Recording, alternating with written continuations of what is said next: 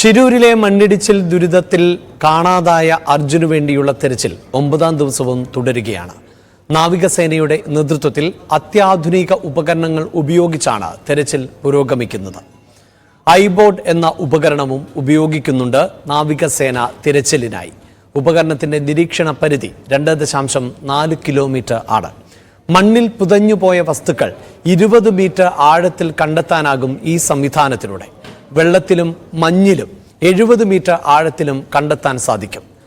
Sonar see signal ഭാരമേറിയ ലോഹവസ്തുക്കൾ കണ്ടെത്തിയായിരിക്കും ഇന്ന് പരിശോധന നടത്തുക.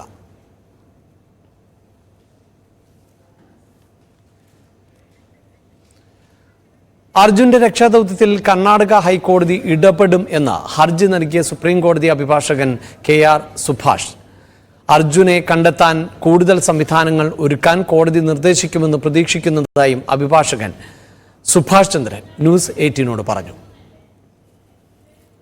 സ്വാഭാവികമായും ഒരാഴ്ച പിന്നിടുന്ന സമയത്ത് ഈ അർജുന്റെ തിരോധാനവുമായി ബന്ധപ്പെട്ട് അല്ലെങ്കിൽ ഈ അപകടവുമായി ബന്ധപ്പെട്ടുകൊണ്ട് 6 ദിവസം പിന്നിട്ട് അതിനകത്ത് യാതൊരു തരത്തിലുള്ള റിസൾട്ടും വരാതെ നമ്മുടെ വിവിധ ഏജൻസികൾ, കേന്ദ്ര സർക്കാരും സംസ്ഥാന സർക്കാരും ഉൾപ്പെടെയുള്ള വിവിധ ഏജൻസികൾ പുലർത്തിപ്പോന്ന അനാസ്ഥയുടെ ഭാഗമായി അവര് ഒരു തരത്തിലുള്ള പുരോഗതിയും കാണാതെ ഈ ഒരു വലിയൊരു വാഹനവും ഒരു പറ്റം ആളുകളും, അർജുൻ മാത്രമല്ല അവിടെ മറ്റു വാഹനങ്ങളും, ഒരു 3ഓളം കാറുകൾ, 3ഓളം വ്യക്തികൾ കാണാതായിട്ടുണ്ട്.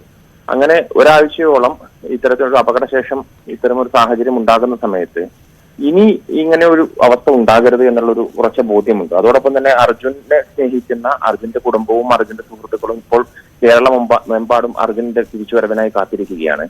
അങ്ങനെ കാത്തിരിക്കുന്ന സമയത്ത് രക്ഷാപ്രവർത്തനത്തിലെ വീഴ്ചകൾ കാരണം ഒരു മനുഷ്യ ജീവൻ നഷ്ടപ്പെട്ടു പോകരുത് എന്നുള്ള ഒരു തിരിച്ചറിവിൽ നിന്നുകൊണ്ടാണ്, അത്തരമൊരു ബോധ്യത്തിൽ നിന്നുകൊണ്ടാണ് ഈ ഒരു പെറ്റീഷൻ ഞങ്ങൾ ആദ്യം സുപ്രീം കോടതിയെ സമീപിച്ചത്. സുപ്രീം കോടതി അടിയന്തരമായി കർണാടക ഹൈക്കോടതിയെ സമീപിക്കാൻ വേണ്ടി പറഞ്ഞു. കർണാടക ഹൈക്കോടതിയെ സമീപിച്ചത് ഇന്നലെ അതിനകത്ത് രാവിലെ ചീഫ് ജസ്റ്റിസിന് മുമ്പാകെ ഈ കേസ് ഞങ്ങൾ മെൻഷൻ ചെയ്തു. അതിനുശേഷം ഉച്ചയ്ക്ക് 2:30 മറ്റൊരു ബെഞ്ച് മുമ്പാകെ, ബാംഗ്ലൂർ ബെഞ്ച് മുമ്പാകെ കേസ് ലിസ്റ്റ് ചെയ്തു. കേന്ദ്ര സംസ്ഥാന സർക്കാരുകൾക്ക് നോട്ടീസ് അയച്ചു. അടിയന്തരമായി ഗൗരവമേറിയ വിഷയം എന്നാണ് ഹൈക്കോടതി ഇന്നലെ ഇത് പരിഗണിച്ച സമയത്ത് ഉണ്ടായ പ്രാഥമികമായുള്ള നിരീക്ഷണം. അതോടൊപ്പം തന്നെ സ്റ്റാറ്റസ് റിപ്പോർട്ട്, ഇതുമായി ബന്ധപ്പെട്ടുകൊണ്ടുള്ള തൽസ്ഥിതി റിപ്പോർട്ട് സമർപ്പിക്കാൻ വേണ്ടി സംസ്ഥാന സർക്കാരിന് നിർദ്ദേശം നൽകിയിട്ടുണ്ട്. കേന്ദ്ര സർക്കാർ ഇന്നലെ കേസ് വന്ന സമയത്ത് തന്നെ അവരുടെ ഒരു ചെയ്ത പ്രവർത്തനങ്ങളെ സംബന്ധിച്ചുള്ള തൽസ്ഥിതി റിപ്പോർട്ട് സമർപ്പിച്ചിരുന്നു. ഇപ്പോൾ ഇന്ന് സംസ്ഥാന സർക്കാരിനോട് ഇക്കാര്യം സമർപ്പിക്കാൻ വേണ്ടി ആവശ്യപ്പെട്ടിട്ടുണ്ട്. ഇന്ന് ചീഫ് ജസ്റ്റിസ് കോർട്ട് മുമ്പാകെ, കർണാടക ഹൈക്കോടതിയിലെ ബാംഗ്ലൂർ ബെഞ്ചിലെ ചീഫ് ജസ്റ്റിസിന്റെ കോടതി മുമ്പാകെയാണ് ഇന്ന് ഐറ്റം നമ്പർ 91 ആയിട്ടാണ് ലിസ്റ്റ് ചെയ്തിരിക്കുന്നത്. ഞങ്ങൾ രാവിലെ തന്നെ അടിയന്തരമായി വാദം കേൾക്കണമെന്ന് ആവശ്യപ്പെട്ടുകൊണ്ട് ഈ കേസ് മെൻഷൻ ചെയ്യും. അർജുനെ തിരയുന്നത് പോലെ ദുരന്തത്തിൽ കാണാതായ തമിഴ്നാട് സ്വദേശി ശരവണനെയും തിരയണം എന്ന് ശരവണന്റെ ബന്ധുക്കൾ ന്യൂസ് 18 അപകടത്തിന് തൊട്ടു മുമ്പ് ശരവണൻ ചായ കുടിക്കാൻ പോയിരുന്നുവെന്നാണ് കുടുംബം പറയുന്നത്. ഇന്ന് വലിയ പ്രതീക്ഷയുടെ ദിനമാണ്. കാരണം ഇന്ന് അത്തരത്തിലുള്ള അത്യാധുനിക സംവിധാനങ്ങൾ ശിരൂരിൽ എത്തിയിട്ടുണ്ട്. ആ സംവിധാനങ്ങളൊക്കെ ഉപയോഗിച്ചുള്ള തിരച്ചിലാണ്. അതുകൊണ്ട് തന്നെ വലിയ പ്രതീക്ഷയുണ്ട്. അർജുനിലേക്ക് എത്താൻ പറ്റും. അതുപോലെ തന്നെ ഇവിടെ കാണാതായ മറ്റു 2 പേരുണ്ട്, അവരിലൊക്കെ എത്താൻ പറ്റും. പ്രധാനമായും ഈ അർജുന്റെ വലിയ ലോറി, ആ ലോറി കണ്ടെത്തുക എന്നതാണ് ഇതിൽ ഏറ്റവും പ്രധാനം. ലോറിക്കകത്ത് അർജുൻ ഉണ്ടാകുമെന്ന പ്രതീക്ഷ തന്നെയാണ് ഈ രക്ഷാപ്രവർത്തകരും ഒപ്പം കുടുംബങ്ങളും ഒക്കെ പങ്കുവെക്കുന്നത്. എന്തായാലും ഈ അർജുനെ പോലെ തന്നെ ഇവിടെ കാണാതായ ശരവൺ, അതായത് തമിഴ്നാട് നാട്ടക്കൽ സ്വദേശിയാണ്. ആ അപകടം നടക്കുന്നതിന് തൊട്ട് മുൻപ്, അതായത് 7:36 ശരവണൻ തന്റെ ഭാര്യയെ വിളിച്ചിരുന്നു. തനിക്ക് വിശക്കുന്നു, അതുകൊണ്ട് തന്നെ താൻ ഭക്ഷണം കഴിക്കാൻ, ചായ കുടിക്കാൻ പോകുന്നു എന്ന് പറഞ്ഞ് ഇപ്പോൾ അപകടം നടന്നതിന് തൊട്ട് എതിർവശത്തുമുള്ള ആ ചായക്കടയിലേക്ക് അദ്ദേഹം പോയിരുന്നു. അത് വീട്ടുകാരെ വിളിച്ചു പറഞ്ഞിരുന്നു. ആ സമയത്താണ് 8:30 വലിയ അപകടമുണ്ടായത്. അങ്ങനെ ശരവണനെ കാണാതായി. ഈ ശരവണനെ കാണാതായിട്ടും 9 നാൾ. അർജുനെ പോലെ തന്നെ ഏറ്റവും പ്രധാനമാണ് ശരവണനും. നമുക്ക് എല്ലാവർക്കും അത്തരത്തിൽ കാണാതായവരെല്ലാം പ്രധാനം തന്നെ. അവരുടെ കുടുംബം കഴിഞ്ഞ കുറെ ദിവസങ്ങളായി ഇവിടെ ഇത്തരത്തിലെത്തി ശരവണനായി കാത്തിരിക്കുന്നു. ആദ്യമൊക്കെ 1-2 രണ്ടോ ദിവസം ഈ ജില്ലാ ഭരണകൂടത്തേക്ക് സമീപിക്കുമ്പോൾ അവരെ കേൾക്കാൻ പോലും അവർ തയ്യാറായിരുന്നില്ല. പിന്നീട് അർജുൻ കാണാതായി എന്ന വിവരം പുറത്തു വരികയും അർജുനെ കുറിച്ചുള്ള തെരച്ചിൽ ഊർജിതമാക്കണമെന്ന സമ്മർദ്ദമേറുകയും ചെയ്തപ്പോൾ ആണ് ജില്ലാ ഭരണകൂടം ഉണർന്ന് പ്രവർത്തിച്ചത്. എന്തായാലും ശരവണന്റെ കുടുംബം ഇപ്പോൾ ന്യൂസ് 18നോടൊപ്പം ചേരുന്നു. അതിന്റെ കൂടുതൽ വിവരങ്ങൾ അവർ പറയും. ആ ദൃശ്യം, ടാങ്കർ ലോറി ശരവണൻ നിർത്തുന്ന ദൃശ്യം, ഈ അപകടം നടന്നതിന് തൊട്ട് പിന്നാലെ വന്ന ഒരു ലോറി ഡ്രൈവർ പകർത്തിയ ദൃശ്യമാണ്. അതിൽ ശരവണൻ യാത്ര ചെയ്ത ആ ടാങ്കർ ലോറി കാണാം. ടാങ്കർ ലോറി അവിടെ അരികിൽ പാർക്ക് ചെയ്ത് തൊട്ട് എതിർവശത്തുള്ള ചായക്കടയിലേക്ക് പോയി ഇത്തരത്തിൽ ചായ കുടിക്കാൻ വേണ്ടി പോവുകയായിരുന്നു. തനിക്ക് വിശക്കുന്നു, അതുകൊണ്ട് താൻ ഇവിടെ നിർത്തുന്നു വാഹനം, താൻ ചായ കുടിച്ചതിന് ശേഷം യാത്ര തുടരും എന്ന് പറഞ്ഞ ഒരു മനുഷ്യൻ, ആ മനുഷ്യനെയും കാണാതായിട്ടുണ്ട്. ഈ മണ്ണിനടിയിൽ അദ്ദേഹവുമുണ്ട്. ഏതായാലും അവരുടെ കുടുംബവും ചേരുന്നുണ്ട്. അവരുടെ കുടുംബത്തിന്റെ ദുഃഖത്തിനൊപ്പം നമുക്കും പങ്കുചേരേണ്ടതുണ്ട്. അവർക്കായും പ്രാർത്ഥന വേണ്ടതുണ്ട്.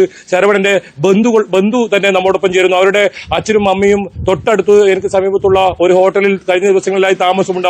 അവർ വളരെ ക്ഷീണിതരാണ്. അതുകൊണ്ട് തന്നെ அவருக்கு വരാൻ പറ്റിയില്ല. அவருடைய குடும்பம் நம்மோடொപ്പം ചേരുന്നു. എന്ന് சொல்லுமா இது? நான் நாமக்கல்லேருந்து வந்திருக்கிறேங்க. சரவணனோட மாமா, தங்கச்சி வீட்டுக்காரரு. நான் வந்து இப்போ வந்து 7 நாள் ஆச்சு. வியாழன் வந்ததுன்னா வியாழனோட 7 நாள் ஆச்சு. இதுவரை சரவணன் வந்து எந்த ஒரு இதுவுமே கிடைக்கல. அவங்க அம்மா இப்போ வந்து டிஎன்ஐ பண்ணணும்னு அவங்க அம்மா வந்தாங்க. அவங்க அம்மா வந்துட்டு டிஎன்ஐ எடுத்து, அவங்க வயசானவங்க, அவங்கள அனுப்பிச்சி விட்டாச்சு.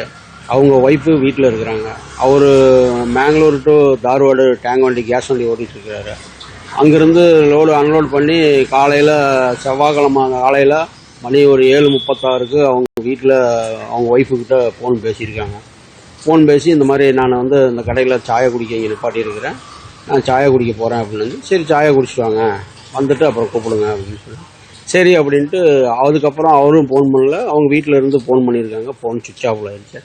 உடனே எங்களுக்கு செய்தியில் அது இதுலேன்னு தகவல் கிடச்சி அதுக்கப்புறம் ஓனர் வந்து எங்களுக்கு கூப்பிட்டு சொன்னாங்க, வாங்க போகலாம் அப்படின்னு. அப்புறம் புதன்கிழமை காலையில் கிளம்பி இங்கே வந்து வியாழக்கிழமை காலையில் அடுத்த நாள் மறுபடியும் புதன்கிழமை காலையில் கிளம்பி வியாழக்கிழமை காலையில் வந்து இதுவரையும் ஓனரும் நம்ம கூட தான் இருந்து எல்லாம் கம்ப்ளைண்ட்லாம் ஸ்டேஷனில் கம்ப்ளைண்ட் இருக்குது. போலீஸ் அவங்க வந்து எல்லாம் கண்டுபிடிச்சி தரேன். கலெக்டர் அவங்க தமிழ்நாடு மேடம் தான் இருக்கிறாங்க. கலெக்டர் நல்லவங்க தான். எஸ்பியும் அவரும் பேசினார், உங்களுக்காக நாங்கள் ஹெல்ப் பண்ணி தரோம். நாங்கள் வந்து என்ன பணியோ அந்த பணியை நாங்கள் பார்த்துக்கிட்டு தான் இருக்கிறோம். நீங்கள் வந்து பயப்பட தேவையில்லை. பாடி இனிமேல் கிடைக்கிறது வந்து டிஎன்ஐ பண்ணி தான் கையில் தர முடியும். இவ்வளோ நாள் ஆனதுக்கு தண்ணியில் எல்லாம் பாடி இதாயிரும். அதனால் டிஎன்ஐ பண்ணி தான் உங்களுக்கு கொடுக்க முடியும். சரவணன் எவ்வளோ நாள் ஆயிடுச்சு இது லாரி டிரைவர் ஆகி? லாரி டிரைவர் ஆகி சரவணன் இப்போ 12 வருஷம் இருக்கும்.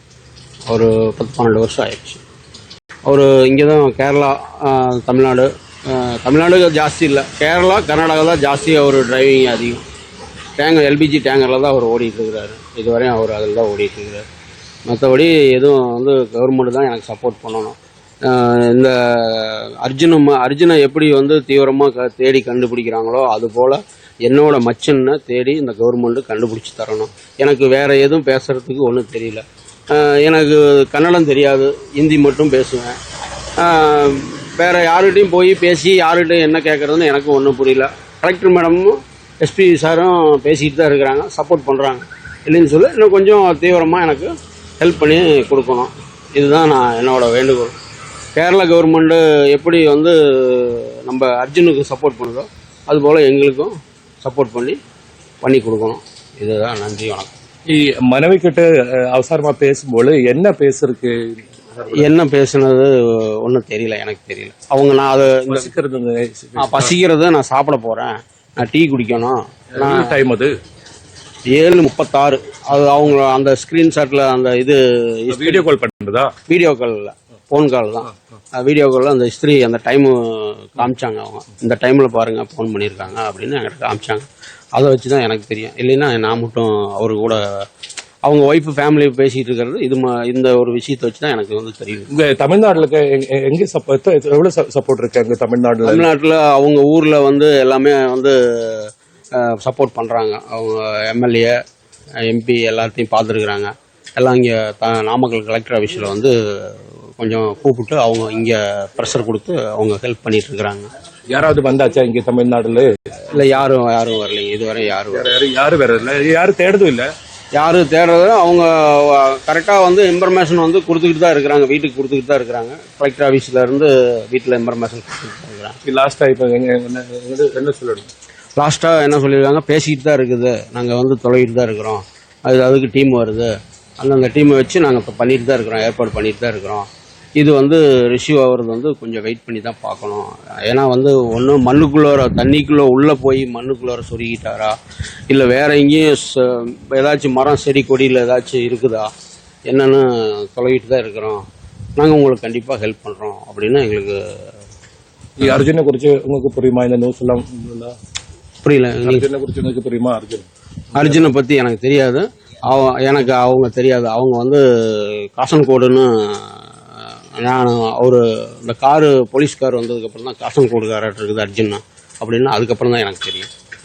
லோரி அங்கே இருக்கு, அந்த ஸ்போர்ட்ல தானே இருக்கு. ராரி வந்து அடிச்சு மண்ணு வந்து அடிச்சு ஸ்ட்ரைட்டா நின்ன வண்டி எல் போட்டு திரும்பிடுச்சு. மற்ற ராரிக்கு கீழே வந்து அந்த பம்பர் மாத்திரம் போய் அது கிளியர் பண்ணி வண்டி ஓனர் டேக் ஓவர் பண்ணிட்டாங்க. சாயக்கடை எல்லாம் இப்ப போயிடுச்சு, அங்க இடத்துல போயிடுச்சு. அந்த இடத்துக்கு நான் போய் எல்லாம் பார்த்தாச்சு. அவர் எஸ்பி சார் சப்போர்ட் பண்ணாரு. சார் நான் அந்த ஸ்பாட்டுக்கு என்னை கூட்டிட்டு போங்க சார், நான் பார்க்கணும், எனக்கு ஒண்ணுமே புரியல அப்படின்னு. அவர் ஒன்று எஸ்பி சார் கூப்பிட்டு சொல்லி எல்லாம் அவங்க எனக்கு ஹெல்ப் பண்ணி സ്പോട്ടിൽ എന്നെ കൂട്ടിക്കൊണ്ടേ കാണിച്ചാங்க. കവലപ്പെടാതെ നമുക്ക് അർജുനു വേണ്ടി എത്രത്തോളം പ്രാർത്ഥനകൾ നമുക്ക് ചെയ്യാൻ പറ്റുമോ അതുപോലെ തന്നെ ഇവിടെ കാണാതായ ഓരോരുത്തർക്കും വേണ്ടി പ്രാർത്ഥനകൾ ഉണ്ടാകണമെന്നാണ് അവർ പറയുന്നത്. ആ കുടുംബത്തിന്റെ ദയനീയ അവസ്ഥ നമ്മൾക്ക് അവരുടെ വാക്കുകളിൽ നിന്ന് തന്നെ വ്യക്തമാണ്. വാർത്തയുടെ വിശദാംശങ്ങളുമായി